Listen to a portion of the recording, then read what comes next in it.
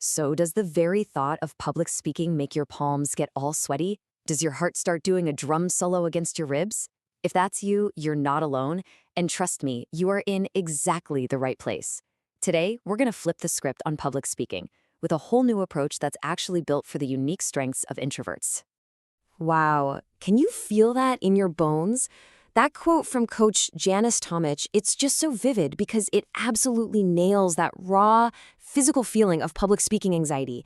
It's that awful sensation when your own body feels like it's betraying you, right when you need it to be calm and steady.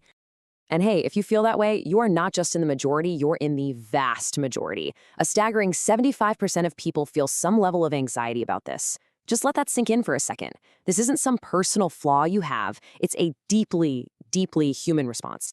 So how do we get a handle on this? Well, we're going to go on a little four-part journey. First up, we'll figure out what the problem actually is. We'll call it the performance trap. Then we'll make a really powerful mindset shift that changes, well, everything. From there, we'll build a practical toolkit designed just for your introverted strengths. And finally, we'll talk about how to make that new confidence actually stick around for good. Okay, let's get right to the heart of it. Section 1. What is it about speaking that feels so completely terrifying? Let's unpack the real root cause of all this anxiety.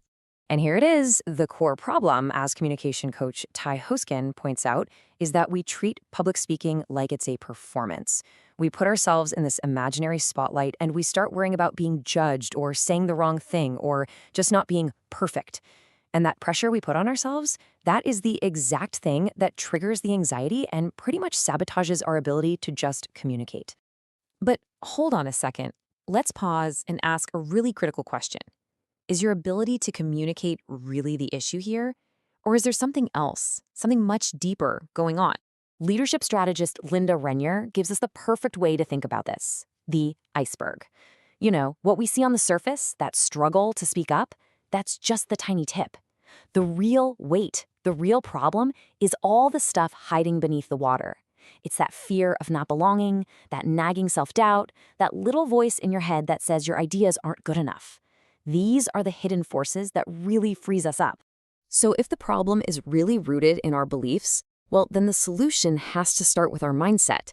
And that brings us to section 2. This is the big pivot point where we're going to totally change our whole approach to this. This slide right here, this is the whole game changer in a nutshell. I mean, just look at the difference. On one side, you've got performance. It's high stakes. It's all about you, and it's driven by a fear of failure. But look at the other side, practice. Suddenly it's low stakes, it's focused on the message, and failure just becomes an opportunity to get better. Just shifting from that left column to the right instantly turns the pressure way, way down. You know, communication coach Shelley, she puts it perfectly.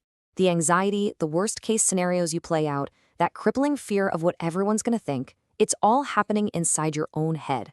The actual reality is almost never as bad as the story we're telling ourselves.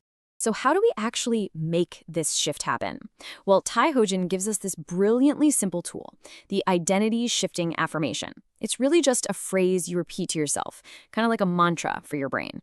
Saying something like, when I speak, I'm just practicing, isn't just saying words. It's a way to consciously rewrite your identity from being an anxious performer to becoming a dedicated practitioner. Okay, so with this new practice mindset locked in, let's start building a practical toolkit. We're talking real strategies you can start using right away. So Linda Renier gives us this fantastic roadmap called the CLEAR framework. It starts with C, consider your audience.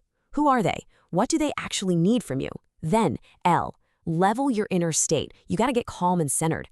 Next, E, equip your message with a really clear logical structure. Then, in the moment, you A, activate by just being present and listening. And finally, R, reinforce your message with some kind of follow-up so it really sticks. But what about those super critical moments right before you have to speak? Ty Hoskin has 3 simple physical hacks to kind of hijack your nervous system in a good way. First, just change your posture. Stand up tall, pull your shoulders back. It's that power pose thing. Second, use the physiologic sigh. That's 2 quick inhales through the nose and then 1 long, slow exhale through the mouth. Seriously, try it right now. It works instantly.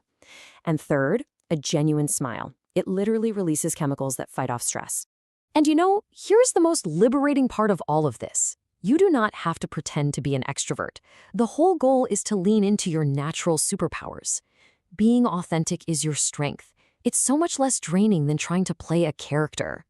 When you focus on delivering value, the spotlight moves away from you and onto the audience.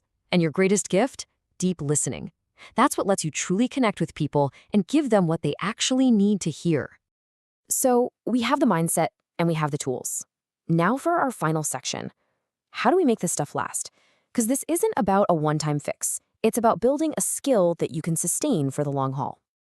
Building this skill, it really does require a long-term strategy. First, you have to manage your energy.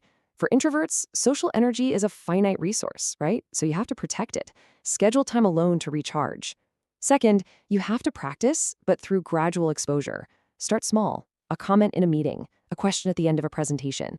And third, find your passion. As author Susan Cain has shown, when you're genuinely passionate about something, that passion can be a powerful fuel that just burns right through fear. And this quote from Susan Cain just perfectly captures the why behind all of this. This isn't just about getting over a fear. It's about contributing something valuable. The world is genuinely waiting for your perspective. Your thoughtful, deeply considered ideas, that's exactly what's needed, especially because they come from someone who doesn't just jump into the limelight for the sake of it.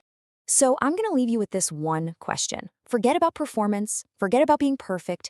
Instead, just think about this. What important message, what valuable idea, what unique perspective will you practice sharing with the world? The insights in this video were inspired by the work of Susan Cain, Jess Ekstrom, Ty Hosgan, Alexander Leon, Linda Rainier, and Janice Tomich.